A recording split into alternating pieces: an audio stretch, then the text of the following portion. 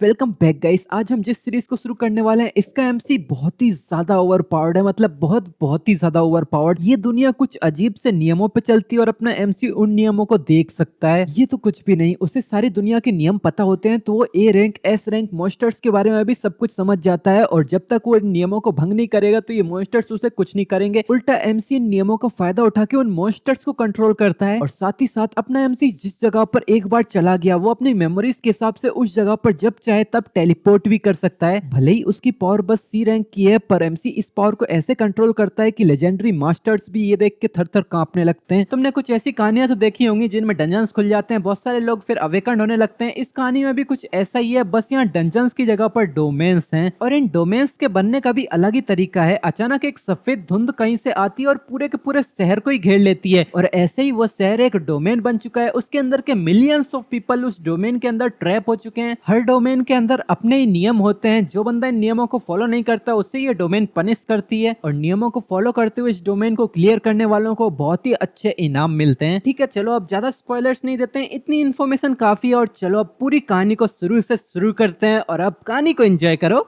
2022 में एक अजीब सी सफेद धुंध एक पूरे शहर को घेर लेती है और उसे अपनी डोमेन बना लेती है। इस डोमेन के अंदर मिलियंस ऑफ लोग मारे जाते हैं और एक बंजर जमीन छोड़ जाते हैं जिसे अब लोग कहते हैं नो लाइफ जोन। पर वहां सरवाइव कर पाने वाले लोगों के लिए ये मिस्ट एक बहुत ही शक्तिशाली एबिलिटीज को अनलॉक कर देती है, जिससे इंसान अब साइकिक्स बन सकते हैं और जानवर टेरिफाइंग मॉन्स्टर्स में बदल सकते हैं। फिर हमारा सीन चेंज होता है और अब हमें 200 साल के बाद का सीन दिखाते हैं। हमें बर्फ से कवर्ड पहाड़ों के अंदर एक वीरान गांव को दिखाते हैं जो व्हाइट मिस्ट रिस्ट्रिक्टेड जोन के अंदर आता है। इसी गांव में एक लड़की हाँफते हुए कहती है, ब्रदर अभी समय ही कितना हुआ है, तुम अभी से ही थक गए क्या? तो सामने एक काले बालों वाला लड़का कहता है, अभी लगभग 1 घंटा होने वाला है, मेरे तो पैर भी जवाब दे गए हैं। और हमें दिखाते हैं ये लड़की अपने एमसी के कंधे पर चढ़ के एक दीवार के ऊपर की तरफ देख रही है। वो अपने एमसी से कहती है, मुझे पता है कि तुम्हें इसमें बहुत ज्यादा मेहनत लग रही होगी, पर अच्छे भाई बनो और थोड़ी देर और टिके रहो। पर अपना एमसी कांपती आवाज में कहता है, सिस्टर मेरी कमर अब ज्यादा समय तक नहीं टिक पाएगी। तो उसकी सिस्टर इस पे गुस्सा करते हुए कहती है, तू कचरे लड़के कभी भी ना नहीं करते, मैंने तुझसे कितनी बार बोला है कि अपनी लोअर बॉडी की और भी ज्यादा एक्सरसाइज किया कर। तो अब तो बात अपने भाई के ईगो पे आ जाती है और वो अपनी कांपती आवाज में कहता है, आखिरी बार, बस एक आखिरी बार अच्छे से देख ले। तो उसकी सिस्टर भी अपने बाइनोकुलर्स लेके दीवार के आर पार चारों तरफ देखने लगती है। तभी वो कहती है, मुझे कुछ तो दिखाई दे रहा है, यहाँ कुछ लोग हैं। और वहाँ सच में कुछ लोग एक मॉन्स्टर से फाइट कर रहे थे। वो मॉन्स्टर एक जोरदार दहाड़ लगाता है जिससे बहुत ही पावरफुल स्पिरिचुअल प्रेशर निकलता है जिससे सभी लोग दूर हट जाते हैं। पर ये सारे इंसान काफी ज्यादा स्किल्ड थे। वो सब एक के बाद एक उस मॉन्स्टर के ऊपर हमला करने लग जाते हैं और उसकी सिस्टर कहती है, क्या तुम इस पे भरोसा कर सकते हो, यहाँ एक सेफ शिफ्टर है। पर अपने एमसी की तो हालत टाइट हो चुकी थी। वो कहता है, अरे हम यहाँ देखने के लिए नहीं आए हैं, हम यहाँ लूट कलेक्ट करने के लिए आए हैं, कितनी देर में ये खत्म होगा? तो उसकी सिस्टर कहती है, हाँ लगे रख, थोड़ा थोड़ा और टिक जा। इस तरफ इनका टीम कैप्टन अपनी तलवार से एक जोरदार हमला करता है और एक ही हमले में मॉन्स्टर धराशायी होके वहीं पर ही मारा जाता है। सभी लोग अब उसी की तरफ आगे बढ़ने लगते हैं और अपनी ये लड़की कहती है, क्या पावर है, बस एक दिन अगर मैं भी नहीं की जैसी साइकिक बन पाती तो।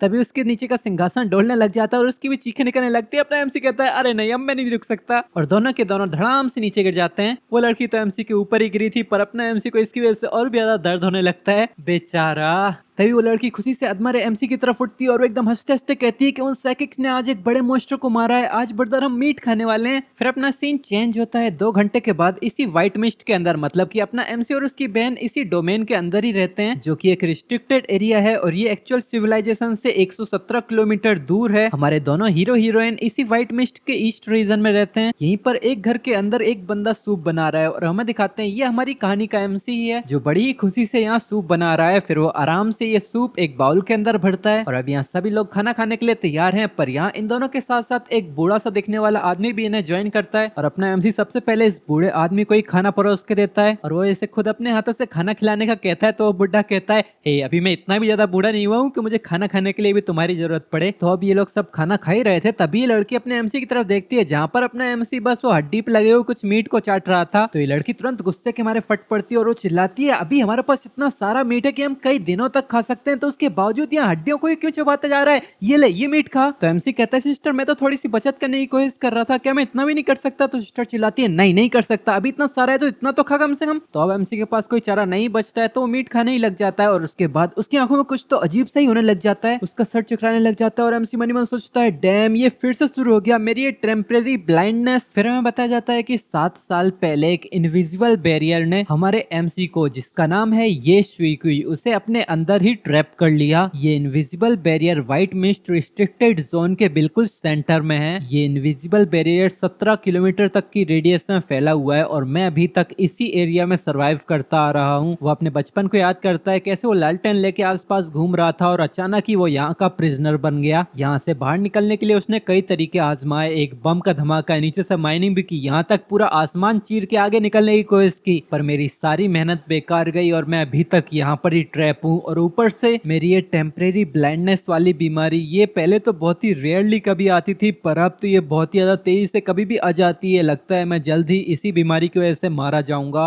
तभी उसका टेम्परेरी ब्लाइंडनेस का अटैक खत्म होता है और वो वापस से रियलिटी में आ जाता है। फिर वो अपने दोनों साथियों की तरफ देखता है और वो मनी मन ठान लेता है कि अब मैं और ज्यादा इंतजार नहीं कर सकता, मुझे कुछ ना कुछ तो करना ही होगा। फिर अपना सीन चेंज होता है और अब रात हो चुकी है। ये लड़की बड़ी चैन से सो रही थी, पर इसके दरवाजे पे एक काला शैडो लाल लाल आंखों के साथ इसे ही घूर रहा था। एक आहट सुन के इस लड़की की भी आंखें खुलती हैं, पर जब वो सामने देखती है तो उसकी आंखें फटी की फटी रह जाती हैं, क्योंकि सामने ही एमसी इसी के ऊपर चढ़ा हुआ था और वो इसके मुंह के करीब आते हुए कहता है, सिस्टर क्या आप सो रही हो? जो सुन के उसकी सिस्टर बहुत ज्यादा घबरा जाती है और वो चिल्लाती है, बिल्कुल भी नहीं। तो अपना एमसी एकदम सीरियस आवाज में कहता है, सिस्टर प्लीज अब ग्रैंडपा मुंह को लेकर यहाँ से चली जाओ, अब मैं नहीं चाहता कि आप मेरे साथ ऐसी जिंदगी जियो। तो लड़की थोड़ा हिचकिचाते हुए कहती है कि भले इसमें कितनी ज्यादा कोशिश करनी पड़े, भले कितनी ज्यादा मेहनत लगे, मैं इस इनविजिबल बॉल को तोड़ने का कोई ना कोई जरिया ढूंढूंगी और तुम्हें अपने साथ ही लेके जाऊंगी, और ये एक प्रॉमिस है। और इतना कहते ही वो अपनी करवट बदल लेती है और अपना एमसी पीछे मुड़ के देखने लगता है। वो अपने पास्ट को याद कर रहा था, जहाँ 7 साल पहले यहाँ इस टाउन में भी सफेद मिस्ट ने अचानक इस टाउन को घेर लिया। सभी लोग दौड़ भाग करते हुए यहाँ से बाहर निकलने की कोशिश करने लगे। एक लाल बाल वाली लड़की इसी भीड़ के चक्कर में फंस गई, पर सभी लोग अपनी जान बचाने के चक्कर में फंसे हुए थे, कोई भी उसे बचाने के लिए आगे नहीं आता। पर इसी अंधेरे में अपने एमसी का हाथ आगे आता है और वो कहता है, जल्दी करो मेरा हाथ पकड़ो। वो लड़की रोते रोते एमसी की तरफ देखती है, फिर वो अपना हाथ भी एमसी के हाथों की तरफ आगे बढ़ाने लगती है। अपना एमसी कहता है, चलो यहाँ से साथ में बाहर निकलते हैं, पर अपना एमसी इनविजिबल वॉल के चक्कर में फंसा हुआ था। तो लड़की भी कहती है, जब तक हम इस वॉल को तोड़कर बाहर निकलने का कोई रास्ता नहीं देख लेते, तब तक मैं भी तुम्हारे साथ ही रहूंगी। और एमसी कहता है, यही वो वादा था जो इस लड़की ने मुझसे किया था। तभी इनके ग्रैंडपा के रूम से खांसने की आवाज आती है। तो अपना एमसी इस लड़की से कहता है कि मैं तो इसे आराम से झेल सकता हूँ, पर ग्रैंडपा मुंह की बॉडी वो इसे लंबे समय तक नहीं झेल पाएगी। बस एक ह्यूमन कॉलोनी को ढूंढ कर ही हमें ग्रैंडपा मुंह को क्योर करने का कोई इलाज मिल सकता है, और ये बात हम दोनों को ही अपने अपने दिलों में पता है। जो सुन के भी उसकी सिस्टर कुछ नहीं कहती। तो अपना एमसी कहता है, आपको भी यहाँ पर ट्रैप नहीं होना चाहिए था सिस्टर, ये फॉरबिडन जोन सिर्फ मुझे ही यहाँ पर ट्रैप करके रखना चाहता है। तो लड़की तुरंत अपना चदरा फेंक के पूरी जी जान से एमसी को गले लगा लेती है और वो चिल्लाती है, नहीं मैं तुमको यहाँ रह के प्रोटेक्ट करना चाहती हूँ, मैं यहाँ तुमको अकेला छोड़ के कैसे जा सकती हूँ। और इस लड़की ने इतनी जोर से एमसी को गले लगाया था कि उससे ठीक से सांस भी नहीं आ रही थी। फिर एमसी सिस्टर की चेस्ट में थोड़ी सी जगह बनाते हुए कहता है, अब मैं ऑलरेडी अपने आप का ध्यान रख सकता हूँ, अब यहाँ टाइम वेस्ट करने के बजाय आपको यहाँ से बाहर जाके अपनी अपनी जिंदगियां जीनी चाहिए। और ये तो और भी ज्यादा बेहतर होगा ना कि अगर स्विंगर एक पावरफुल साइकिक बन जाएगी तो मुझे और भी अच्छे से प्रोटेक्ट कर पाएगी। तो ये लड़की एमसी को छोड़कर पीछे हटती है और बस अपना सर हिला देती है। तो एमसी भी पीछे मुड़ जाता है और वो कहता है, ठीक है अब जबकि तुमने वादा कर दिया है तो मैं पहले ही प्रिपरेशन कर लेता हूँ ताकि तुम जल्दी से यहाँ से निकल सको। और एमसी जैसे ही आगे बढ़ने लगता है तो लड़की एमसी की कॉलर पकड़ती है और वो कहती है, अभी मत जाओ, मुझे थोड़ी देर और तुम्हें ऐसे ही पकड़ के रहने दो। तो अब इसके बाद क्या हुआ हमें समझ में नहीं आता, बस हमें कमरे से एमसी की आवाज आ रही थी,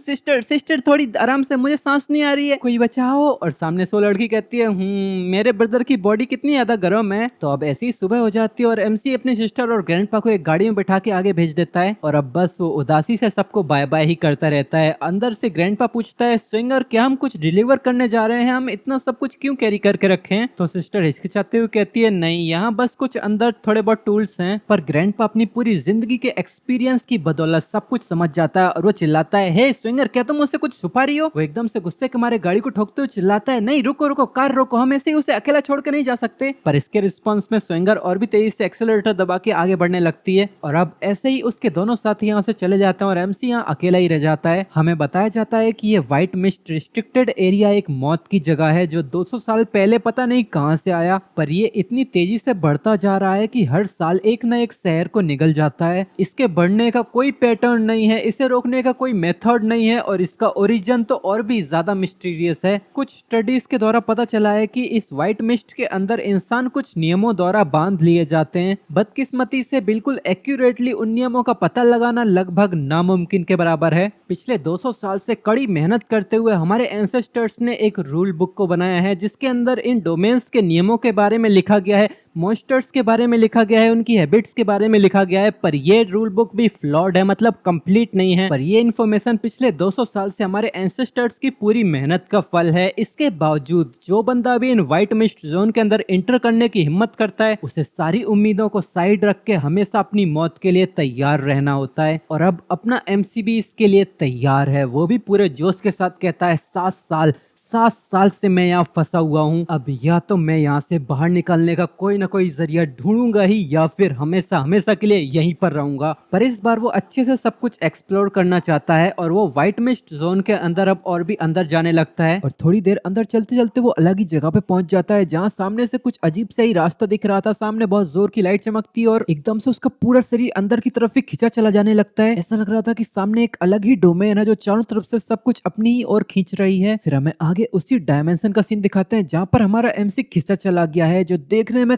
काफी ज्यादा सुंदर है। ये नजारा देख के तो हमारा एमसी बहुत ज्यादा चौंक जाता है। वो हैरानी से कहता है, तो रियलिटी में इस व्हाइट मिस्ट रिस्ट्रिक्टेड जोन के अंदर एक अलग ही इकोसिस्टम है। ये तो डेफिनेटली एक अमेजिंग डिस्कवरी है। फिर अपना एमसी आगे बढ़ते हुए एक बहती हुई नदी के पास आता है। वहीं पर बैठ के उस पानी को उठाते हुए कहता है, ये व्हाइट मिस्ट रिस्ट्रिक्टेड एरिया तो मेरे लिए एक पैराडाइज बन चुका है। मुझे जैसे ही मौका मिलेगा मैं इस वंडरफुल प्लेस के बारे में स्विंगर और ग्रैंडपा मू को जरूर बताऊंगा। फिर वो बिना किसी चिंता के आराम से बेफिक्र होते हुए पानी पीने लग जाता है और वो कहता है कि चलो आज यहीं पर ही खाना खाते हैं। फिर वो तुरंत अपनी कढ़ाई चूल्हा लगा के खाना पकाने लग जाता है और वो खुशी से कहता है कि सिस्टर युंगर मेरे लिए और भी ज्यादा खाना ले आई थी, तो अब मैं यहाँ पर गर्मा गर्म खाना बना सकता हूँ। फिर क्या था, उसकी पार्टी शुरू हो जाती है और वो मजे से खाना पानी एंजॉय करने लग जाता है। पर तभी एकदम से उसे एक जोर का झटका लगता है, उसका सर चकराने लग जाता है, उसकी आंखों में एक अजीब सा वर्टेक्स फॉर्म होने लगता है, उसके हाथ से उसकी सूप की चम्मच भी गिरने लग जाती है और वो मनी में सोचता है, शिट ये फिर से शुरू हो गया। इस टेम्परेरी ब्लाइंडनेस के दौरान वो शांति से खड़ा रहता है और वो मनी में सोच रहा था कि ये बस कुछ ही सेकंड में खत्म हो जाना चाहिए। तभी एकदम से वो अपनी आंखों को ओपन करता है और वो कहता है, वेट, इस बार कुछ तो अलग है। मेरी आंखों में मुझे सब कुछ दिखाई दे रहा है, मैं अंधा नहीं हुआ इस बार। वो अपने हाथ की तरफ देखता है, वहां पर कुछ लिखा हुआ था। वहां लिखा था रिस्ट्रिक्टेड एरिया के रूल्स। जो भी इन नियमों को तोड़ेगा उन्हें घातक पनिशमेंट का सामना करना पड़ेगा। रूल नंबर 1, अपने ही जैसे लोगों पर हमला ना करें। रूल नंबर 2, यहाँ रोना मत और आंसू भी मत बहाना। रूल नंबर 3, अगर कोई तुम्हें बुलाए तो तुम्हें 3 सेकंड के अंदर अंदर रिस्पॉन्स करना होगा। रूल नंबर 4, किसी और की इंसल्ट मत करना। रूल नंबर 5, खाना खाने से पहले अपने हाथ जरूर धोना। यहाँ रूल नंबर 6 भी लिखा है, पर इस रूल के बारे में कुछ नहीं लिखा है। मतलब कि अपना एमसी की पावर अभी थोड़ी कमजोर है, इसीलिए वो बाकी रूल्स को देख नहीं सकता। यहाँ मैंने इन सारे रूल्स को तुम्हें पढ़ के सुनाया, पर अपने एमसी ने ये सारे रूल्स नहीं पढ़े। वो एक झलक इनकी तरफ देखता है और कहता है, what the hell is this. पर तभी एकदम से एमसी जोर से आह करता है और हमें दिखाते हैं उसके हाथ में जितने भी रूल्स थे वो आसमान में उड़ने लग जाते हैं। उसके हाथ में एक जोर का दर्द होने लगता है। वो सारे नियम उड़ते हुए एकदम से उसके हाथ में ही फ्लोट करने लग जाते हैं और अचानक से उसके दिमाग में ही छप जाते हैं। ऐसा लग रहा था कि उसे किसी ने पोजेस कर लिया है और वो कहता है, रूल्स, ओ। फिर अचानक उसकी आंखें जोर से खुलती हैं और उसका सर में बहुत ज्यादा दर्द होने लग जाता है। वो कहता है, क्या अभी क्या हुआ मेरे साथ, ये रिस्ट्रिक्टेड एरिया के रूल्स। उसके हाथ से सारे लेटर्स गायब हो चुके थे, पर उसे सब कुछ अब भी याद था। वो एकदम से अपनी डायरी निकालता है और वहां पे सब कुछ लिखने लगता है। उसने सारे नियमों को डायरी में लिख लिया था, पर जब वो लास्ट रूल को पढ़ता है तो उसे बहुत जोर का झटका लगता है। वो कहता है, अच्छा हुआ मैंने खाना खाने से पहले अपने हाथों को धो लिया, वरना मैं तो अभी तक मर चुका होता। व्हाइट मिस्ट रिस्ट्रिक्टेड एरिया की सबसे ज्यादा डेंजरस चीज तो यही है कि तुम रूल्स को वायलेट करने की वजह से कभी भी मर सकते हो। फिर वो एकदम से ऐसे खुशियां मनाने लग जाता है जैसे उसने कोई बड़ी लॉटरी जीत ली हो। वो चिल्लाता है, अगर मैं रिस्ट्रिक्टेड एरिया के सारे रूल्स को देख ही सकता हूँ तो क्या इसका मतलब ये नहीं कि मैं रिस्ट्रिक्टेड एरिया के सारे रूल्स से इम्यून हो चुका हूँ? क्योंकि रूल्स पता होने पे तो मैं रूल्स को तोड़ूंगा ही नहीं ना। फिर वो पूरी एक्साइटमेंट के साथ अपनी कैंप फायर वाली जगह पे फिर से बैठता है और वो कोशिश करने लग जाता है कि दोबारा अपनी सुपर पावर को एक्टिवेट किए जाए। पर 2 मिनट तक कोशिश करने के बाद भी वो फेल ही होता है। वो पीछे पड़े पड़े सोचता है, तो मैं इस एबिलिटी को कंट्रोल नहीं कर सकता। फिर वो थोड़ी देर और सोचता है और अपने खाने के बारे में ही सोचते हुए सोचता है कि कल जो मुझे ब्लाइंडनेस हुई थी वो जरूर उस ऑक्सटेल मीट की वजह से हुई होगी। तो दोबारा मॉन्स्टर का मीट खाने की वजह से क्या ये मेरी एबिलिटी और भी ताकतवर हो जाएगी? मैंने कहीं पढ़ा था कि एक रिसर्च में पता चला था कि मॉन्स्टर का मीट खाने की वजह से लोगों की सुपर नेचुरल पावर और भी ज्यादा ताकतवर होती जाती है। फिर वो तुरंत ही अपने खाने पर टूट पड़ता है और वो चिल्लाता है कि फिर तो मुझे और भी ज्यादा खाना चाहिए, क्योंकि मैं पूरे रिस्ट्रिक्टेड एरिया के सारे नियमों को देखना चाहता हूँ। फिर हमें रिस्ट्रिक्टेड एरिया से 30 किलोमीटर आगे का सीन दिखाते हैं। यहीं पर ही नाइट वॉच ने अपना कैंप लगा के रखा है। नाइट वॉच पुलिस पुलिस के जैसी ऑर्गेनाइजेशन है। हमें एक बंदे को दिखाते हैं जिसके हाथ में प्लास्टर लगा हुआ था, वो अपने फोन में कुछ चेक कर रहा था। वहाँ एक मैसेज आया था जिसमें लिखा था कि व्हाइट मिस्ट रिस्ट्रिक्टेड एरिया 22 के अंदर एक क्रिस्टल की फ्लक्चुएशन को डिटेक्ट किया गया है, तो जाके इसे तुरंत इन्वेस्टिगेट करो। ये पढ़ के तो इस बंदे के अंदर तुरंत जोश भर जाता है। वो अपने प्लास्टर को एक हाथ की वेव से ही तोड़ देता है और वो कहता है टीम जल्दी से जमा हो जाओ। फिर हमें इसको इंट्रोड्यूस भी किया जाता है। इसका नाम है लीजिन, ये नाइट वॉच का कैप्टन है। इसके चिल्लाते ही दो बंदे गेट के अंदर से भागते हुए आते हैं। एक बंदा खिड़की से कूदता हुआ तुरंत इसके पास आ जाता है। एक काले कलर वाला बंदा आके रिपोर्ट करता है और हमें इसके बारे में बताया जाता है ये है यांग हु, ये नाइट वॉच का ही मेंबर है, ये क्लोज कॉम्बैट में स्पेशलिस्ट है। खिड़की से कूदने वाला बंदा भी खुद को रिपोर्ट करता है और हमें पता चलता है ये है जाओलेंग, ये नाइट वॉच में स्नाइपर है। एक लड़की भी आके रिपोर्टिंग करती है, इसका नाम है सू जाओमिन, ये नाइट वॉचमैन के अंदर स्पेशल सपोर्ट टीम की मेंबर है। ये लड़की खुद की रिपोर्ट देने के बाद एकदम से कैप्टन के ऊपर चिल्लाती है कैप्टन ली, आपकी इंजरी अभी तक हील भी नहीं हुई थी, फिर भी आपने अपना प्लास्टर फिर से क्यों तोड़ दिया। ये सुनकर तो कैप्टन भी 2 कदम पीछे हटता है और फिर वो अपने फोन में आए हुए मैसेज को सबको दिखाता है और वो कहता है कि हमें रिस्ट्रिक्टेड एरिया 22 के अंदर क्रिस्टल की फ्लक्चुएशन को डिटेक्ट किया गया है, हमें जल्द से जल्द उस क्रिस्टल को रिकवर करना ही होगा। ये सुन के यांग हु चिल्लाता है हम अभी अभी अपनी जान को खतरे में डाल के व्हाइट मिस्ट रिस्ट्रिक्टेड एरिया से बाहर आए हैं और आप कह रहे हो हमें दोबारा वहां जाना पड़ेगा। वो लड़की चिल्लाती है आप ही वहां सबसे ज्यादा इंजर्ड हुए हो और आपको रिकवरी की जरूरत है। तो कैप्टन टेबल पे हाथ मारते हुए चिल्लाता है व्हाइट मिस्ट के खतरों से ज्यादा वो क्रिस्टल इंपॉर्टेंट है, ये मत भूलो कि नाइट वॉच है क्या। जो सुन के तो सारे लोग अटेंशन होते हुए कैप्टन को हाँ कर देते हैं। फिर अपना सीन चेंज होता है 30 मिनट बाद। इसी व्हाइट मिस्ट रिस्ट्रिक्टेड एरिया 22 के अंदर कोई बंदा क्रिस्टल को फेंकता है और हमें दिखाते हैं ये कैप्टन है। वो चिल्लाता है हम ऐसे ही भागते नहीं रह सकते, तुम इसे पहले लेके जाओ, हम इसे रोकते हैं। जो सुन के यांग हु भी हाँ करता है और क्रिस्टल कैच करते हुए अपनी पावर्स को एक्टिवेट करके तुरंत ही वहां से फुल स्पीड में निकल जाता है। पीछे से एक गोरिल्ला जैसा मॉन्स्टर ये देख के जोर की दहाड़ लगाता है और हमें दिखाता है ये तीनों लोग आगे भागते जा रहे हैं और वो मॉन्स्टर इन तीनों के पीछे ही पड़ा है। वो एक जोर की छलांग लगाता है और सीधा कैप्टन से भी आगे निकलने लगता है। तो कैप्टन पीछे स्नाइपर को आवाज लगाता है जांगलिंग उसे यांग हु तक नहीं पहुंचने देना। जो सुन के जांगलिंग भी अपनी स्नाइपर को तैयार करते हुए हाँ करता है और एकदम से एक ट्रिगर को लगा के बुलेट शूट करता है। ये बुलेट देखने में काफी ज्यादा दमदार थी क्योंकि इसकी वजह से स्नाइपर भी दूर खिसकते हुए जाता है। ये बुलेट जैसी गोरिल्ला के करीब आती है तो गोरिल्ला इसे नोटिस कर लेता है, पर वो हवा में था इसीलिए वो इसे डॉच नहीं कर पाता, तो अपना सींग को इसके आगे लगा देता है। पर ये बुलेट इतनी दमदार थी कि उसका सींग भी इससे टूट जाता है और उसे भी डैमेज पड़ता है, जिसकी वजह से गोरिल्ला बगल वाली बिल्डिंग में जाके गिरता है। सामने यांग हु ये देख के स्नाइपर की तारीफ करता है। इधर गोरिल्ला अपनी सींग टूटने की वजह से बहुत ज्यादा दर्द में था, वो दर्द से कराह रहा था, पर इसकी वजह से वो और भी ज्यादा गुस्से में आ जाता है। वो तुरंत भागते हुए इस बिल्डिंग से बाहर निकलता है, पर सामने ही कैप्टन आ गया था जो तुरंत एक छलांग लगा के अपने स्पीयर के साथ एक टेक्निक को एक्टिवेट करता है जिससे आसमान में बहुत सारे स्पीयर्स बन जाते हैं। वो एक स्पीयर को पकड़ के निशाना लगाता है और वो चिल्लाता है गोल्डन स्पीयर्स 100 फ्लावर्स, और अगली पल वो इस टेक्निक को आगे थ्रो कर देता है। इसकी वजह से काउंटलेस स्पीयर्स जाके सीधे इसी मॉन्स्टर से टकराने लगते हैं, पर उस मॉन्स्टर का शरीर भी काफी ताकतवर था, इतने सारे स्पीयर्स मिलकर भी इसको कोई घातक चोट नहीं दे पा रहे थे। पर तभी वो गोरिल्ला भी अब गुस्से में एक दहाड़ लगाते हुए अपने मुंह में एक पावर को गैदर करने लगता है और जब इनफ पावर जमा हो जाती है तो तुरंत ही उस कैप्टन की तरफ इस बीम को शूट कर देता है। ये बीम काउंटलेस स्पीयर्स को वहीं तोड़ते हुए सीधा कैप्टन की तरफ आगे बढ़ने लगती है। ये देख के कैप्टन भी समझ गया था कि वो इसे पूरी तरह से डॉच नहीं कर पाएगा, फिर वो पूरी कोशिश करता है, पर इस चक्कर में उसका एक हाथ इस बीम की चपेट में आता है। उस बीम के जरा से कांटेक्ट में आने की वजह से ही उसका लेफ्ट हैंड तुरंत ही एवापोरेट होने लगता है। उसकी स्किन, मांस सब कुछ गायब हो चुका था, बस हड्डियां सी दिख रही थी। वो लड़की ये देख के कैप्टन को जोर से आवाज लगाती है और तुरंत कैप्टन के पास आती हुई अपना हाथ आगे बढ़ाती है और कहती है जल्दी करो और मुझे काटो। तो अब कैप्टन के पास भी कोई और चारा नहीं बचता और वो तुरंत ही इस लड़की के हाथ को ही काटने लग जाता है। इससे लड़की को काफी दर्द होता है, पर वो इस दर्द को बर्दाश्त करती है। पर तभी लड़की के हाथ के अंदर से ग्रीन कलर का ग्लो निकल के कैप्टन के अंदर जाने लगता है। इस ग्लो के अंदर किसी तरह का हीलिंग इफेक्ट था जो कैप्टन के हाथ को पूरी तरह से रिकवर करने लगता है। कुछ ही पलों में कैप्टन के हाथ पे पूरा मांस रिकवर हो गया था, पर वो गोरिल्ला भी अब कैप्टन की तरफ ही आगे बढ़ने लग गया था। तो कैप्टन तुरंत इस लड़की को पीछे धक्का देता है और गोरिल्ला से फाइट के लिए तैयार हो जाता है। वो गोरिल्ला छलांग मार के कैप्टन की तरफ आता है। कैप्टन भी पूरे जोश में आके चिल्लाता है गोल्डन बैरियर। वो गोरिल्ला जैसे ही हमला लैंड करता है तो कैप्टन के आसपास पूरा एक गोल्डन बैरियर आ गया था जो इसे इस गोरिल्ला से बचा लेता है। फिर तभी वो स्नाइपर को चिल्लाता है शूट करो इसे। उसके इतना चिल्लाते ही उसके बगल से एक बुलेट गुजरती है जो सीधा इस गोरिल्ला के फोरहेड में होल कर देती है। इसकी वजह से गोरिल्ला का भी सर चकराने लग जाता है और वो तुरंत पीछे गिर जाता है। तो स्नाइपर भी थोड़ी राहत की सांस लेता है। फिर कैप्टन इस मॉन्स्टर की डेड बॉडी के करीब आते हुए कहता है कि साइकिक फ्लक्चुएशंस मॉन्स्टर्स को अट्रैक्ट करती हैं। इस फॉरबिडन जोन के अंदर तो मॉन्स्टर्स कितने ज्यादा खतरनाक हैं, यहाँ किसी इंसान का सर्वाइव कर पाना काफी ज्यादा अनसुटेबल है। वो लड़की पीछे से कहती है कि मैं बस ये उम्मीद कर रही हूँ कि ब्रदर हु क्रिस्टल को वापस ले जाते टाइम पे किसी मॉन्स्टर को अट्रैक्ट ना कर लें। तो कैप्टन कहता है तो चलो हम भी चलते हैं। अभी तीनों आगे बढ़ते बढ़ते एक सुनसान जगह पर पहुंचते हैं जहाँ पर आगे कैप्टन रुकता है और उसे किसी तरीके की स्मेल आती है। ये सुन के सभी लोग अलर्ट हो जाते हैं और एक छत पे जाके सब लोग आसपास देखने लगते हैं जहाँ से वो स्मेल आ रही थी। वहां पर चीजें देख के तो ये सभी लोग कंफ्यूज थे क्योंकि सामने किसी इंसान का शैडो था जो सामने खाना पका रहा था। भले ही वो इंसान साफ साफ नजर नहीं आ रहा था, पर इन्हें सब कुछ समझ में आ रहा था कि वो इंसान यहाँ पर खाना पका खा रहा था। ये देख के तो सभी लोग कंफ्यूज थे। वो हिचकिचाते हुए कहते हैं कि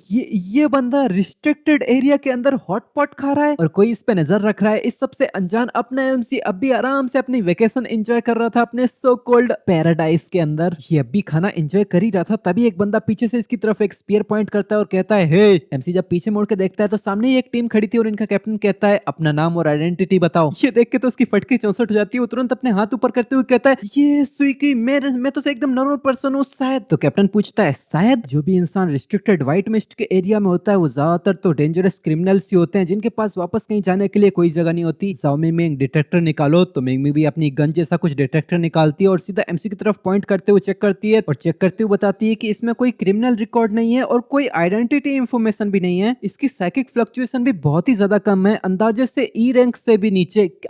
ई रैंक से भी नीचे? कैप्टन भी कंफ्यूजन में ये देखता है और मन ही मन सोचता है एक ई रैंक का पर्सन यहाँ पर कैसे आ सकता है। और एमसी इसकी निगाहों में देखता है तो उसे लग रहा था कि ये कैप्टन उसी को ही घूरे जा रहा है। वो मनी मन सोचता है ये कितना ज्यादा डरावना लग रहा है, क्या ये मुझे मारने वाला तो नहीं है? आखिर मैं क्या करूं अब? वो मनी मन सोच रहा था क्या करूं। तभी उसकी नजर बगल में अपने हॉटपॉट की तरफ जाती है। वो एक बॉल इनकी तरफ आगे बढ़ाते हुए कहता है आप लोग क्या बैठ के खाना पीना पसंद करोगे? ये सुन के तीनों ही कंफ्यूज जाते हैं। तभी पीछे से किसी की जोर से दहाड़ लगाने की आवाज आती है। ये लोग बगल में देखते हैं और कैप्टन चिल्लाता है यहाँ कुछ तो गड़बड़ है, ये तो पूरे म्यूटेंट बीस्ट का झुंड है। शिट, क्या पहले की फाइट्स की आवाजों ने कुछ मॉन्स्टर्स के झुंड को अट्रैक्ट कर लिया? तभी कैप्टन पीछे मुड़ के चिल्लाता है जाओ मिंग इस बंदे को यहाँ से दूर लेके जाओ और आसपास अच्छे से इन्वेस्टिगेट करो और जाओ लिंग मुझे पीछे से सपोर्ट देना। ये सुन के दोनों ही सैल्यूट मारते हुए हाँ करते हैं। तो लड़की चिल्लाती है कैप्टन ली आपका क्या? तो यहाँ कैप्टन ली फाइट के लिए तैयार होते हुए कहता है मैं यहीं पर रह के इनको रोकने की कोशिश करूंगा। वो अपनी पूरी पावर्स को रिलीज करते हुए कहता है कि इस बच्चे के पास कुछ सीक्रेट्स हो सकते हैं, तो जाओ मिंग तुम पहले इसे यहाँ से रिस्ट्रिक्टेड एरिया से बाहर लेके जाओ। और हम देख पाते हैं कि यहाँ कैप्टन की पावर्स ने एक जायंट स्पीयर का रूप ले लिया है। कई सारे मॉन्स्टर्स का झुंड उसके ऊपर हमला करने के लिए आते हैं। पीछे से वो लड़की अब भी कैप्टन की चिंता करते हुए कहती है कैप्टन ली प्लीज सावधान रहना। पीछे अपना एमसी यहाँ से खिसकने की कोशिश कर रहा था। वो मनी मन सोच रहा था ग्रैंडपा मू ने कहा था कि साइकिक्स के साथ पंगे मत लेना, जो भी यहाँ रिस्ट्रिक्टेड एरिया में आने की हिम्मत करता है या तो वो क्रिमिनल्स होते हैं या फिर कॉप्स। ऐसी बिना कानून वाली जगह पर कब क्या हो जाए इसकी कोई गारंटी नहीं होती। वो अपने हॉटपॉट की तरफ हाथ आगे बढ़ाते हुए सोचता है चलो यहाँ से बाहर निकलते हैं, पर उसका हाथ उस तक पहुंचता ही नहीं और वो जोर से चिल्लाता है। हाँ, हमें दिखाता है कि वो लड़की एमसी को अपने कंधे पर उठा के जोर से यहाँ से भाग रही थी। उसका हॉटपॉट पर झपकते उससे दूर चले जाता है। वो लड़का चिल्लाते रहता है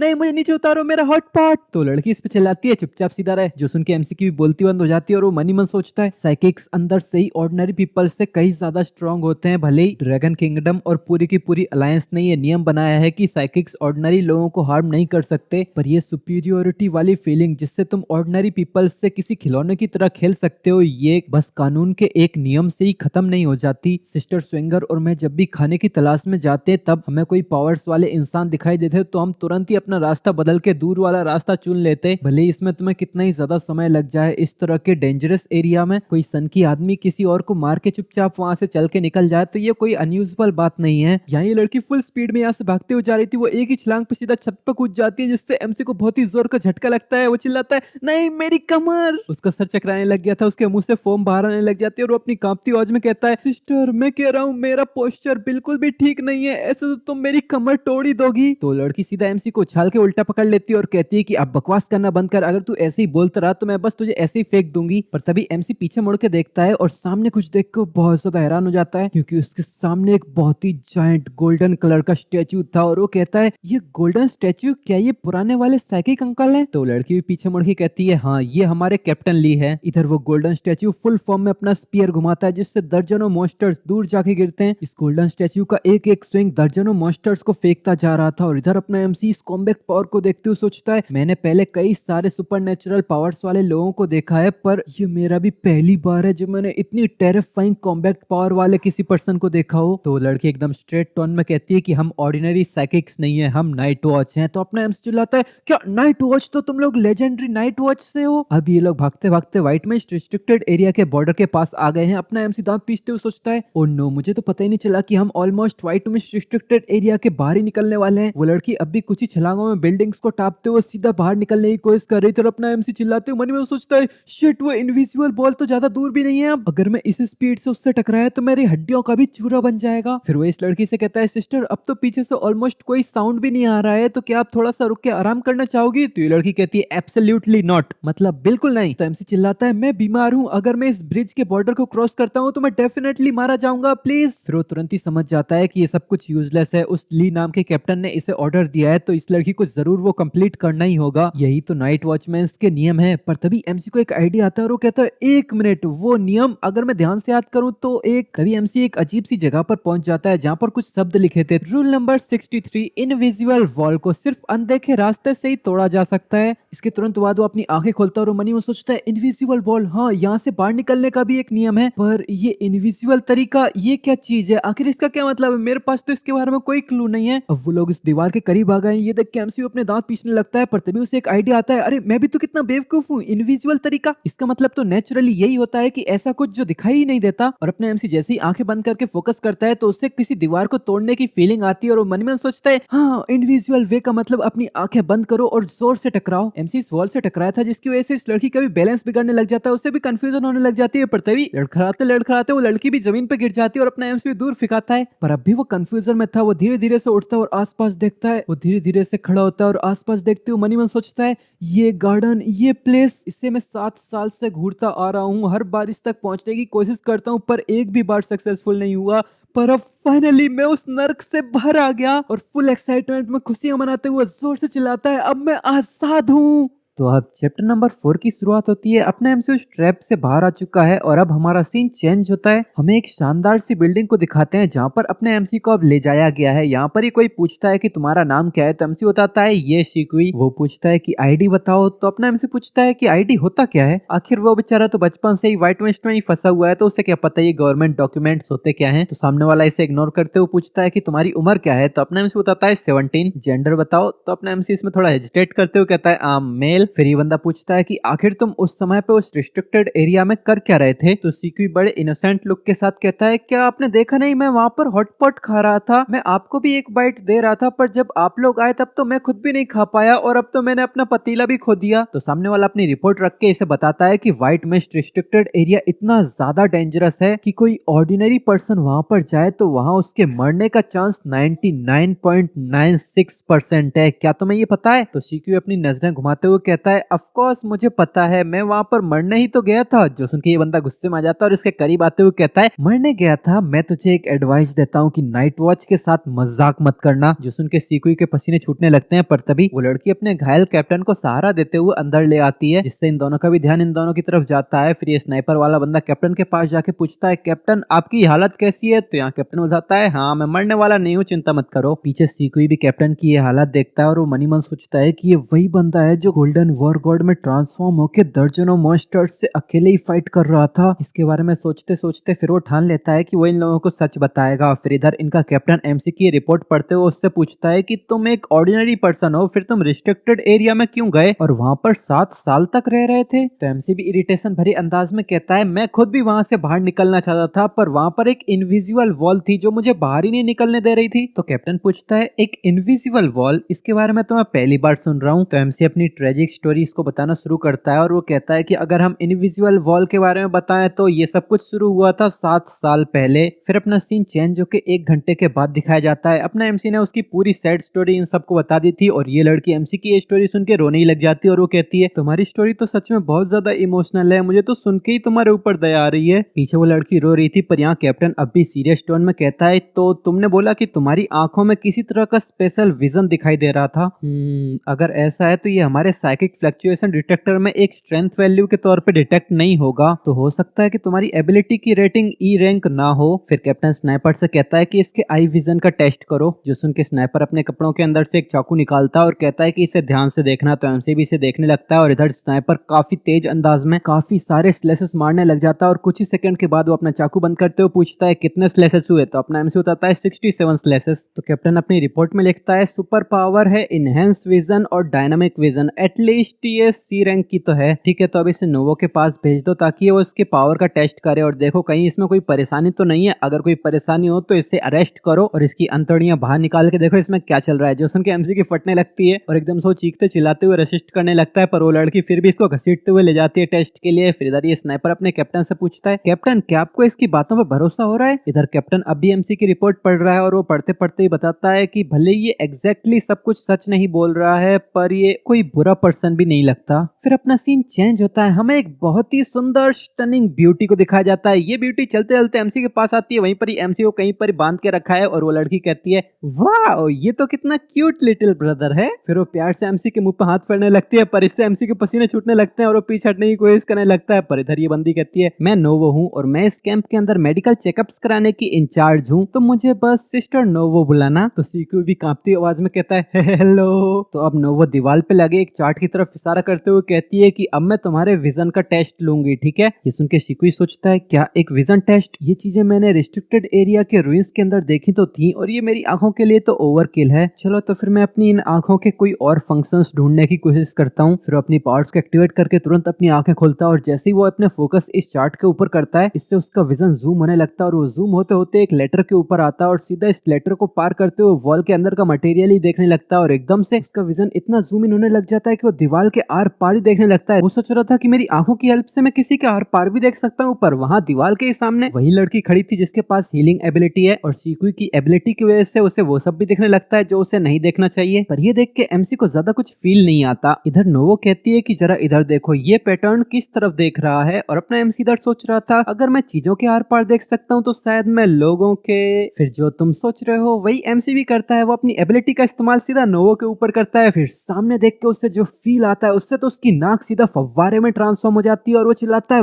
वाओ। ये देख के नोवो फटाक से एमसी के पास भागते हुए आती है और वो चिल्लाती है लिटिल ब्रदर शिकुई क्या हुआ, हम तो अभी तुम्हारी आंखों का विजन टेस्ट कर रहे थे, फिर तुम्हारी नाक से खून क्यों बहने लगा। पर यहाँ एमसी तो अपनी दुनिया में खो चुका था, वह भी पागलों की तरह हंसते हुए कहता है इतने बड़े इतने सफेद। ये कहते कहते उसके नाक से फिर से खून बहने लगता है। फिर अपना सीन चेंज होता है, अब हमारे एमसी की सारी एग्जामिनेशन हो गई है। एक मशीन एमसी के पूरे स्टेट्स निकाल के दे देती है। नाम शिकुई, इसकी एबिलिटी का लेवल एफ है, टैलेंट की रैंक सी प्लस है, अवेकेंड एबिलिटी है सुपरविजन एबिलिटी और इसका टाइप है सपोर्ट टाइप। शिकुई भी इसको जब पढ़ता है तो वो कहता है सी प्लस, क्या ये स्ट्रॉन्ग होता है। अब एमसी की सारी बेड़ियां खोल के उसे अच्छे से चेयर पे बिठा दिया गया है और नोवा उसे समझाती है कि तुमने जरूर साइकिक लेवल्स के बारे में तो सुना ही होगा, यहाँ पर 6 रैंक्स होती हैं, rank A B C D E और एस। इन्हीं रैंक से साइकिक की स्ट्रेंथ का पता चलता है, जिनमें रैंक ए और रैंक सी एक बहुत ही बड़ा थ्रेशोल्ड होता है। तुम इन सब के बारे में बाद में समझ ही जाओगे। एबिलिटीज की रेटिंग्स को भी इन्हीं 6 रैंक्स में डिवाइड किया गया है, ए बी सी डी ई और एस। इससे एक एबिलिटी की स्ट्रेंथ के अपर लिमिट का पता चलता है। हर पर्सन के पास रैंक बी की एबिलिटी पाने का चांस 13.74% है, ग्रेड सी का 37.2%, ग्रेड डी का 47.2%, ग्रेड ई का 1.4% और पूरी पॉपुलेशन में एस और ए रैंक के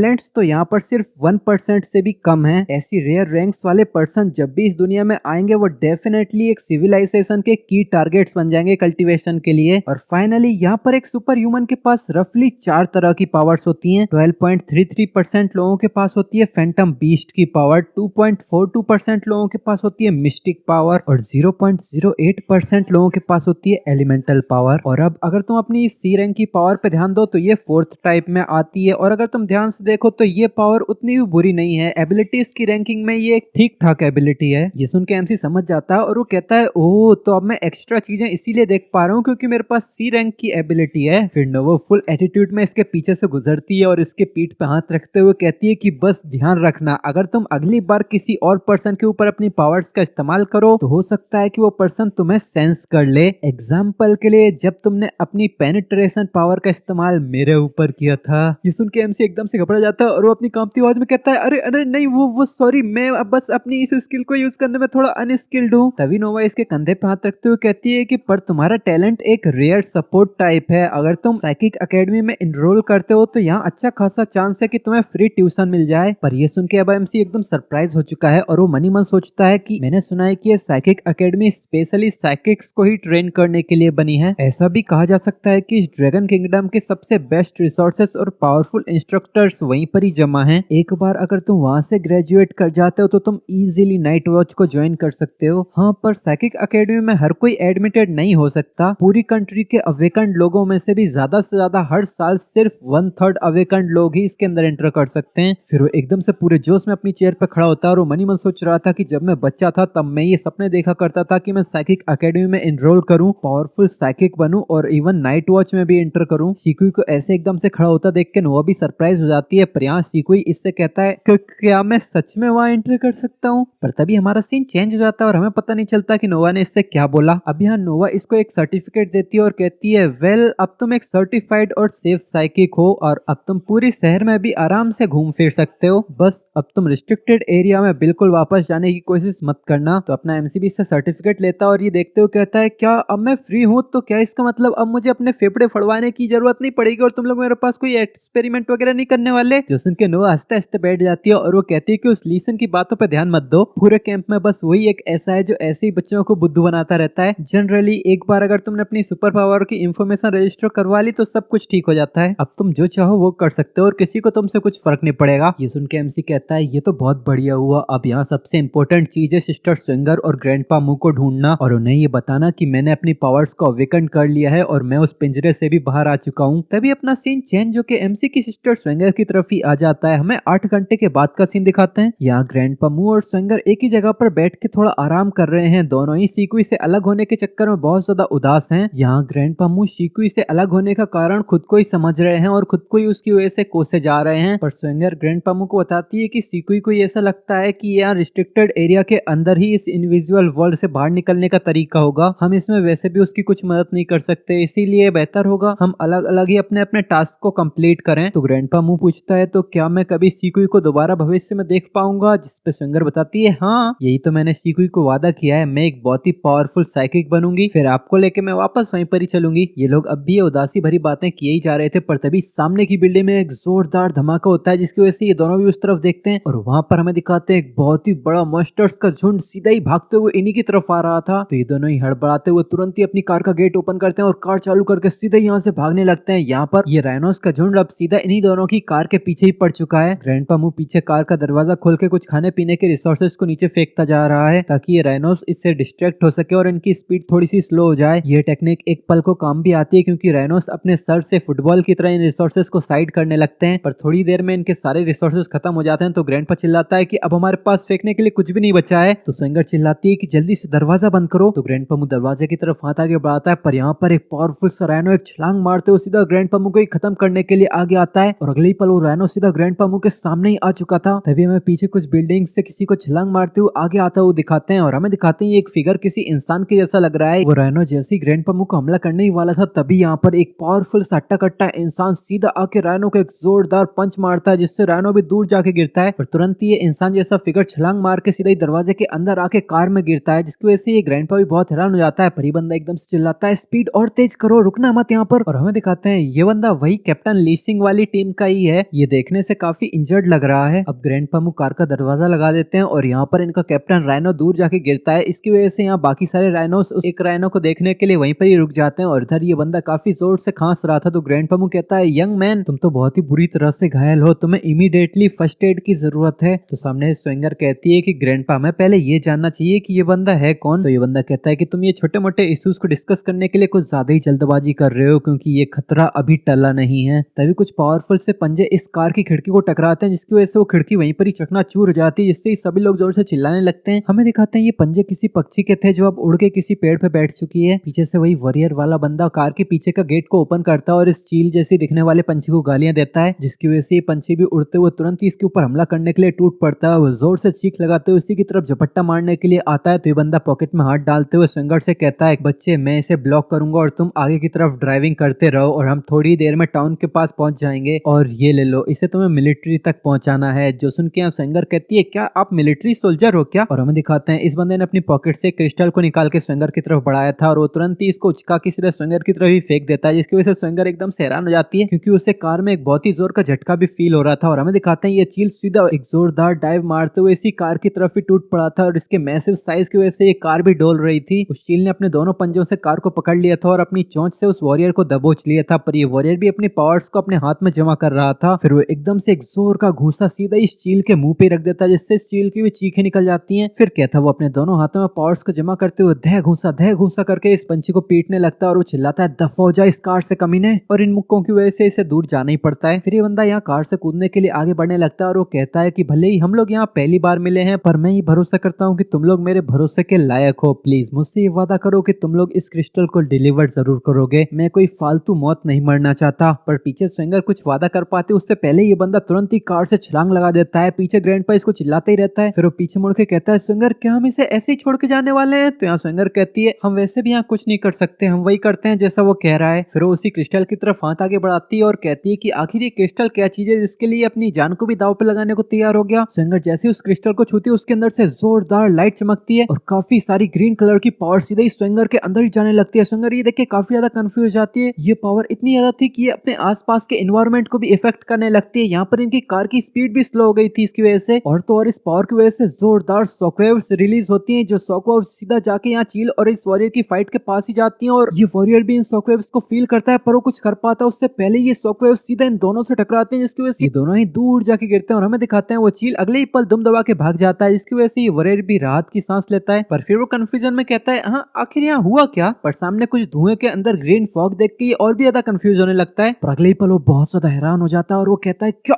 क्या ये हो सकता है कि वो क्रिस्टल किसी के साथ फ्यूज हो गया? फिर अपना सीन चेंज होकर एक हुआनगाई टाउन के अंदर आता है, जो रिस्ट्रिक्टेड एरिया 22 से पूरे 150 किलोमीटर दूर है। इसकी पॉपुलेशन 20,000 लोगों की है। इसी टाउन के अंदर कोई बंदा अपनी आंखें खोलता है और वो स्वेंगर स्वेंगर करके चिल्ला रहा था। हमें दिखाते हैं ये ग्रैंडपा मुंह है। उसी के बगल में एक औरत बैठी हुई थी, वो चिल्लाती है, रिपोर्ट, ये ओल्ड मैन अब जाग चुका है। तो उसके सामने खड़ा आदमी कहता है कि कमांडर को तुरंत ही इन्फॉर्म करो। और ग्रैंडपा मुंह धीमे से अपनी आंखें खोलते हुए कहते हैं, आखिर मैं कहाँ पर हूँ? फिर वो एकदम से अपने बगल में खड़ी इस औरत का हाथ पकड़ता है और कहता है, क्या क्या तुमने मेरी ग्रैंड डॉटर को देखा? उसका नाम स्वेंगर है। तो औरत सामने किसी धुंध जैसे एरिया में इशारा करती है और वो कहती है, हाँ स्वेंगर, क्या तुम उसकी बात कर रहे हो? ये देखे ग्रैंडपा भी बगल में देखता है और वो सामने कुछ देखे काफी ज्यादा सदमे में ही चला जाता है, क्योंकि सामने स्वेंगर किसी तरह के क्रिस्टल में कैद थी और यहाँ कुछ साइंटिस्ट और डॉक्टर्स ने उसे एक जायंट ट्यूब के अंदर ही कैद कर लिया है और वो कुछ तो रिपोर्ट कर रहे हैं। ये देखे ग्रैंडपा की तो जान हलक में आ जाती है और वो चिल्लाता है, स्वेंगर। पर सामने स्वेंगर अब भी क्रिस्टल में कैद थी और उसकी आंखें भी बंद थी, वो कुछ रिस्पॉन्स नहीं दे रही थी। इसकी वजह से ग्रैंडपा को स्वेंगर की काफी ज्यादा चिंता होने लगती है। वो एकदम से अपनी चादर वादर साइड फेंकता है और वो चिल्लाता है, स्वेंगर आखिर तुम लोग यहाँ उसके साथ क्या कर रहे हो? उसके साइड में खड़े एक बंदा उसको शांत करते हुए कहता है, शांत हो जाइए, वैसा नहीं है जैसा तुम सोच रहे हो। तभी उसके बगल में एक और बंदा आता है और वो कहता है, ओल्ड सर, इस छोटी बच्ची की करंट कंडीशन की वजह हम लोग नहीं है। तो ग्रैंडपा मूवी बगल में देखता है और एकदम से एक बंदे को अपने बगल में आता देख के वो काफी ज्यादा हैरान हो जाता है। ये बंदा कहता है, क्या तुम्हें याद है कि तुम्हारे कोमा में जाने से पहले तुम्हारे साथ क्या हुआ था? मेरा मतलब है उस छोटी बच्ची के साथ किसी चीज का फ्यूजन और वो सुपर पावर क्रिस्टल। तो ग्रैंडपा मुंह हैरानी से उस क्रिस्टल को याद करता है और वो कहता है, सुपर पावर क्रिस्टल, क्या तुम्हारा मतलब उस पत्थर से है? तो वो डॉक्टर ग्रैंडपा मुंह की तरफ एक टैबलेट आगे बढ़ाता है जिसके अंदर उसी क्रिस्टल की फोटो थी और वो डॉक्टर समझाता है, हाँ वो सुपर पावर क्रिस्टल तुम्हारी ग्रैंड डॉटर की बॉडी के साथ परफेक्टली रेजोनेट हुआ था, जिसकी वजह से अब वो उसकी बॉडी के साथ ही इंटीग्रेट होता जा रहा है। ग्रैंडपा पूछता है कि वो क्रिस्टल उसके साथ इंटीग्रेट हो जाएगा तो क्या होगा? तो डॉक्टर बताता है कि अगर सब कुछ ठीक ठाक रहा तो ये एक साइकिक बन जाएगी। क्या तुम्हें पता है कि इस बच्चे के पास एक स्ट्रॉन्ग साइकिक कॉन्स्टिट्यूशन है? तो ग्रैंडपा हिचकिचाते हुए कहता है, स्ट्रॉन्ग साइकिक? पर इस चाइल्ड के पास तो कभी भी ऐसी साइकिक एबिलिटीज का कोई क्वालिटीज थी नहीं, तो तुम इसे कैसे एक स्ट्रॉन्ग साइकिक बुला सकते हो? तो डॉक्टर बताता है कि कुछ लोग अपनी पावर्स को बाकियों के मुकाबले काफी ज्यादा बाद में अवेकन करते हैं, या फिर ये भी हो सकता है कि इसके करीब जो लोग थे उनकी साइकिक फ्लक्चुएशंस की वजह से इसकी एनर्जी मैनिफेस्ट होने से रुक गई। हमने ऐसा सिर्फ थ्योरेटिकली ही स्टडी किया है कि किसी और की साइकिक फ्लक्चुएशन की वजह से कोई और अवेकन नहीं हो पाया, पर ये एक रियल एग्जाम्पल है, एक रियल और जिंदा एग्जाम्पल। वैसे इस बच्चे की जिंदगी अभी खतरे में तो नहीं है, पर हम इसे सेफ भी नहीं कह सकते। वो सुपर पावर क्रिस्टल इतनी स्ट्रांगली फ्लक्चुएट किया था कि इसकी फ्लक्चुएशंस उन गॉड्स के फॉलोअर्स ने भी नोटिस जरूर की होंगी। इसके लिए वो असली खतरा है। जो सुन के ग्रैंडपा काफी ज्यादा घबराने लग जाता है और वो कहता है, क्या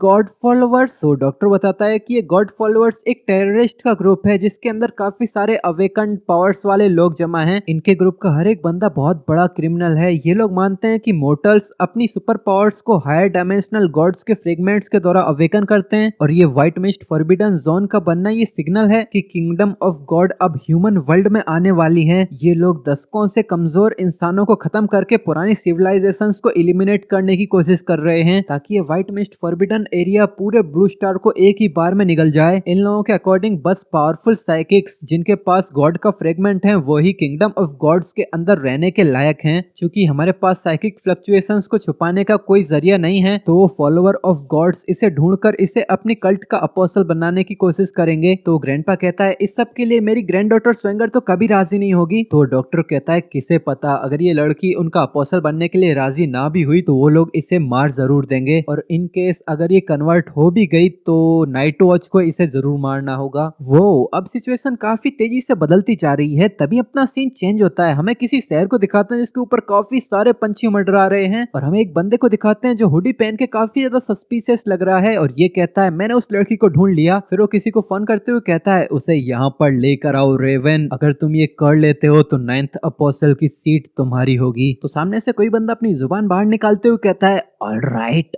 फिर अपना सीन चेंज होता है, हमें एक पैसेंजर बस को दिखाते हैं जिसके अंदर अपना एमसी बैठे बैठे कुछ सोच रहा है। फिर उसे उबासी आने लगती है तो वाह करते हुए उबासी लेता है। तभी एकदम से बस रुकती है तो अपना सर फोड़ लेता है। हमें दिखाते हैं वो बस एकदम से रुकी थी तो यहाँ पर सारे पैसेंजर एकदम से चिल्लाने लग जाते हैं, हे क्या कर रहा है, मेरा सर फूट गया। आधे से ज्यादा लोग तो ये सब चिल्ला रहे थे, फालतू की बकवास हो रही थी। और हमें दिखाते हैं यहाँ पर अब ड्राइवर की भी सटक जाती है और वो इस सब के ऊपर चिल्लाता है स्टार्ट द डक अप, हमारे सामने एक मॉन्स्टर है, अगर अब किसी ने फालतू बकवास की तो मैं सीधा दरवाजा खोलकर उसे बाहर फेंक दूंगा। ये सुन के अब बाकी सारे पैसेंजर्स की भी फट जाती है और यहाँ अपना एमसी मन में सोचता है क्या मॉन्स्टर्स। फिर सीक्यू बगल में खिड़की की तरफ देखता है और वहाँ सामने उसको एक बिच्छू, चमगादड़ और चूहा, हाँ मुझे तो ये तीनों दिख रहे हैं अभी तक, तो इन तीनों का ही मिक्स समझ लो। उसकी के जैसा कुछ मॉन्स्टर दिखता है जो सामने कुछ तो खा रहा था। पर तभी इस मॉन्स्टर की निगाहें भी एमसी की तरफ जाती हैं जिससे एमसी की फट के चुसड़ हो जाती है, वो एकदम से साइड में हटता है। पर अब उस मॉन्स्टर ने चूंकि एमसी को देख लिया है तो वो उड़ते उड़ते सीधा उसी की तरफ ही आने लगता है और यहाँ पर ये ड्राइवर अपनी तलवार निकालते हुए कहता है सभी लोग शांत हो जाओ, मैं एक रिटायर्ड नाइट वॉचर हूँ और एक डी रैंक साइकिक भी। फिर वो तुरंत बस से उतर जाता है और चूहे जैसे मॉन्स्टर को सामने एक खाना दिखता है तो तुरंत ही उसी के ऊपर झपट्टा मारने लगता है और वो ड्राइवर चिल्लाता है मैं अपना बेस्ट दूंगा तुम सबको प्रोटेक्ट करने के लिए। फिर वो अपनी तलवार में अपनी पावर्स को एक्टिवेट करता है और एकदम से उस चूहे जैसे मॉन्स्टर पे हमला कर देता है और ये बेवकूफ सीकुई अपनी गर्दन खिड़की से बाहर निकाल के सब कुछ साफ साफ देखने की कोशिश कर रहा था। वो मनी मन सोचता है भले ही मैं भी एक साइकिक हूँ पर मेरे पास कोई भी कॉम्बैट स्किल नहीं है। फिर वो एकदम से अपनी आंखें बंद करके सोचता है नहीं मैं ऐसे ही बिना कुछ किए हार नहीं मान सकता। फिर अपनी पावर्स को एक्टिवेट करके एकदम से अपनी आंखें खोलता है और मनी मन सोचता है नहीं यहाँ पर कुछ तो ऐसा होगा जो मैं कर सकता हूँ। फिर वो बगल में देखता है यहाँ पर सभी लोगों के ऊपर लिखा हुआ था नो एबिलिटी, मतलब इन लोगों के पास कोई एबिलिटी नहीं और ये सभी लोग ही बकवास किए जा रहे थे। क्या होगा कि अगर वो ड्राइवर उस मॉन्स्टर को नहीं हरा पाया तो क्या हम बस मौत का इंतजार करेंगे, और हम इंतजार करने के अलावा कर भी क्या सकते हैं, अगर हम बाहर जाएंगे तो वो तो पक्का मौत ही होगी। क्या यहाँ और कोई साइकिक है इस बस के अंदर, अगर है तो जाके उस ड्राइवर की मदद करो। शिकुई जब इन सब के ऊपर कोई एबिलिटी का साइन नहीं देखता तो आसपास देखने लगता है। तभी उसे बगल में एक बंदा दिखता है जो थर थर कांप रहा था और हमें दिखाते हैं इसके ऊपर लिखा था साइकिक रैंक ई और इसकी अवेकेंड एबिलिटी है स्किन हार्डनिंग। ये देख के अपना एमसी सोचता है क्या मैं एक्चुअली साइकिक्स की रैंक और उनकी सुपर पावर्स के बारे में भी देख सकता हूँ। तभी उसे बगल में एक ग्रैंडपा भी दिखता है जिसके पास भी ई प्लस रैंक की एबिलिटी है, इसका नाम है स्टार फायर। और इन दोनों को देखते हुए एमसी मनी मन सोचता है कि यहाँ कुछ ऐसे लोग भी हैं जो बहुत स्ट्रांग तो हैं पर वो डर की वजह से ही हार चुके हैं, और कुछ ऐसे भी लोग हैं जिनका दिल तो बहुत स्ट्रांग है पर उनकी बॉडी काफी ज्यादा ओल्ड हो चुकी है फाइट करने के लिए। ये देख के एमसी भी काफी ज्यादा घबराने लग जाता है, उसकी भी हाथ कांपने लग जाते हैं और वो मनी मन सोचता है मैं पहले ये सोचा करता था कि सारे साइकिक्स काफी ज्यादा स्ट्रांग होते हैं पर अब मुझे ऐसा नहीं लगता और यहाँ मेरी एबिलिटी तो बस सपोर्ट टाइप ही है। तभी उसका ध्यान बगल की तरफ जाता है जहाँ पर वो ड्राइवर पिट रहा था और वो दूर उड़ता हुआ घिसटता जाता है, पर उसकी फाइटिंग स्पिरिट अब भी बिल्कुल कम नहीं होती। वो अब भी अपनी पावर्स को एक्टिवेट करते हुए कहता है हाँ कितना समय हो गया तब से मुझे इतना मजा आया हो, आजा, जब तक मैं तुझे मार नहीं देता तब तक मैं नहीं मरने वाला। एक तरफ ये आदमी वीरों की तरह लड़ रहा था और दूसरी तरफ बस में ये लोग कायरों की तरह चिल्लाते हैं कि मैंने कभी भी किसी से फाइट नहीं की, सिट सिट सिट क्या मैं मरने वाला हूँ। बगल में लोग रोते रोते चिल्लाते हैं मैं मरना नहीं चाहता। दूसरा कहता है नाइट वॉच कहाँ पर है, ये लोग रेस्क्यू के लिए क्यों नहीं आए। दूसरा आदमी कहता है ये एक नाइट वॉच का रिटायर्ड पर्सन है, इसके पास एक डी ग्रेड की एबिलिटी है, भले ही ये मर ही क्यों ना जाए इसे उस मॉन्स्टर को रोक के रखना ही होगा। पर तभी बगल में से कोई इसको जोर का थप्पड़ा जड़ता है जिसकी वजह से इसको दिन में तारे दिखने लगते हैं और हमें दिखाया जाता है ये वही बूढ़ा अंकल होता है और वो कहता है अगर वो हमें प्रोटेक्ट करने की कोशिश ना कर रहा होता तो अब तक तो वो आसानी से यहाँ से भाग चुका होता और उसे काम करने की भी जरूरत नहीं पड़ती और ना ही मरने की जरूरत पड़ती और ना ही उसे इस चीज को रोकने की भी कोई जरूरत थी। और ये तो बोले ही मत कि वो एक रिटायर्ड पर्सन है, अगर वो कोई सर्वाइविंग नाइट वॉचमैन भी होता तो उसे भी तेरे जैसे कम के लिए अपनी जिंदगी सेक्रीफाइस करने की कोई ऑब्लिगेशन नहीं है। फिर वो अपनी फायर पावर को जमा करता है और वो कहता है मैं अपनी इन बूढ़ी हड्डियों से ज्यादा कुछ तो नहीं कर सकता और ना ही मुझे ये पता है कि मैं कुछ मदद कर भी पाऊंगा या नहीं। तभी इतने में पीछे से भी एक आदमी खड़ा होता है और वो कहता है मैं भी एक साइकिक हूँ, मेरे पास एक ई रैंक स्किन हार्डनिंग की एबिलिटी है। इसने इतनी हिम्मत जुटा ली, ये देख के एमसी सोचता है वो पंखों वाला डीमन डी प्लस रैंक का होना चाहिए और जो लोग डी रैंक से नीचे के लोग हैं तो वो तो बेसिकली मरेंगे ही उसके सामने, इसमें कोई भी सरप्राइज नहीं होगा, अगर मैं वहां जाऊंगा तो मैं भी जरूर मारा जाऊंगा। फिर वो भी थोड़ी हिम्मत जुटाते हुए कहता है तो मरने दो। फिर वो पूरे जोश में खड़ा होते हुए चिल्लाता है मेरा नाम ये शिकुई है और मैं भी ज्वाइन करना चाहता हूँ, मेरे पास ई रैंक की एबिलिटी है सुपरविजन और मैं एक सपोर्ट टाइप साइकिक हूँ। ये देख के सभी लोगों की बोलती बंद हो जाती है और वो एकदम से इसकी तरफ देखते हुए कहता है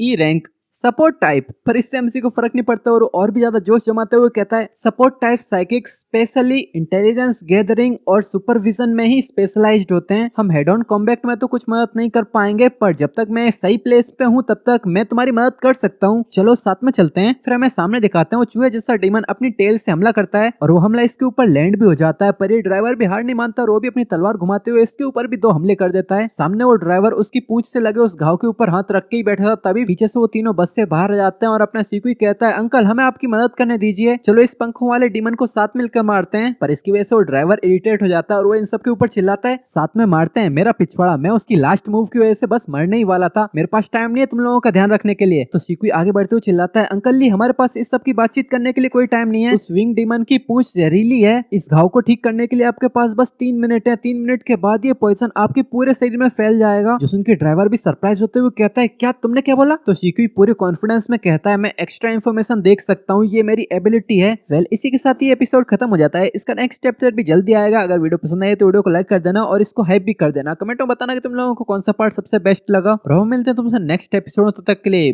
बाय।